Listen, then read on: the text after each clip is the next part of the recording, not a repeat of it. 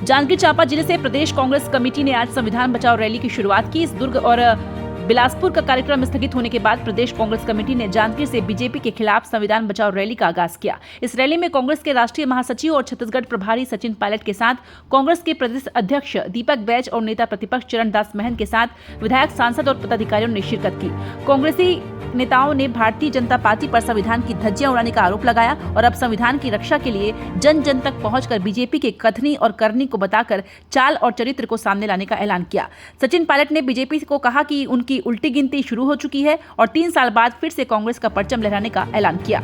जांजगीर के major Dhyanchand hockey मैदान से कांग्रेसी के राष्ट्रीय महासचिव सचिन पायलट ने हुंकार भरते हुए बीजेपी को संविधान विरोधी बताया। उन्होंने कहा कि बीजेपी पूर्ण बहुमत का दुरुपयोग करते हुए संविधान को तोड़ मरोड़ कर अपनी मर्जी से कानून बना रही है जो देश के हित में नहीं है। उन्होंने पहलगाम में हुए आतंकी हमले पर केंद्र सरकार को आड़े हाथों लिया और पाकिस्तान को आतंकवादी को पनाह देने वाला बताया। उन्होंने पहलगाम हमला में मृत हुए लोगों की शहादत का बदला लेने के लिए सेना द्वारा ऑपरेशन सिंदूर की कार्रवाई की तारीफ की और कांग्रेस सेना के साथ होने का दावा किया। उन्होंने सीज फायर की घोषणा अमेरिकी राष्ट्रपति द्वारा व्यापार के नाम पर किए जाने को गलत ठहराया और पूर्व प्रधानमंत्री इंदिरा गांधी को याद करते हुए आतंकवाद के खिलाफ सख्त कार्रवाई की मांग की। उन्होंने कहा कि कांग्रेस के नेता राहुल गांधी द्वारा जातिगत जनगणना को केंद्र सरकार द्वारा स्वीकार कर सहमति भरने के लिए कांग्रेस को बधाई दी और इस जनगणना में किसी को आहत किए बिना जाति के आधार पर उनका अधिकार देने की मांग की। जांजगीर में आयोजित कार्यक्रम में सचिन पायलट ने कहा कि 3 साल बाद बीजेपी का प्रदेश में सुपड़ा साफ होने वाला है और कांग्रेस एक बार फिर सरकार बनाएगी। कांग्रेस पूरी तरह स्थापित है।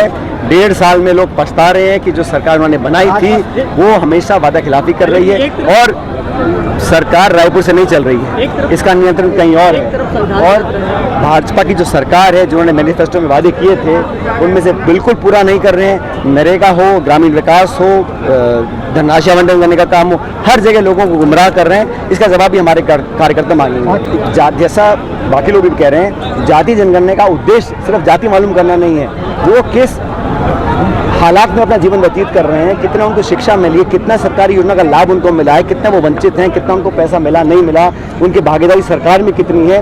जब तक वो पूरा मापदंड हम तय नहीं करेंगे तो सिर्फ जाति पूछने का उद्देश्य नहीं है, उनकी शैक्षिक, जैसा भूपेश बघेल जी ने भी कहा, शैक्षिक, आर्थिक, राजनीतिक क्या परिस्थिति है, उनको मुख्यधारा में हम कैसे जोड़ सकते हैं ताकि सरकारें अभी मनमाने आवंटन करते हैं, इसको उतना बजट, इसको उतना पॉलिसी, इसको उतना पैसा, उसका कोई क्राइटेरिया नहीं है। जब हमें पता पड़ेगा कि लोग किस हालात में रह रहे हैं तब उसके हिसाब से कहीं ज़्यादा दे रहे हैं तो उसको बराबर कर सकते हैं। लेकिन मुद्दा ये है कि एक सही पिक्चर सामने आनी चाहिए ताकि लोगों की भागीदारी हम सुनिश्चित कर सकें। किसी भी सरकार को मिलिट्री एक्शन को कभी पॉलिटिसाइज नहीं करना चाहिए क्योंकि सेना सबकी है, वो सिर्फ कोई एक विचारधारा से बंधे नहीं है।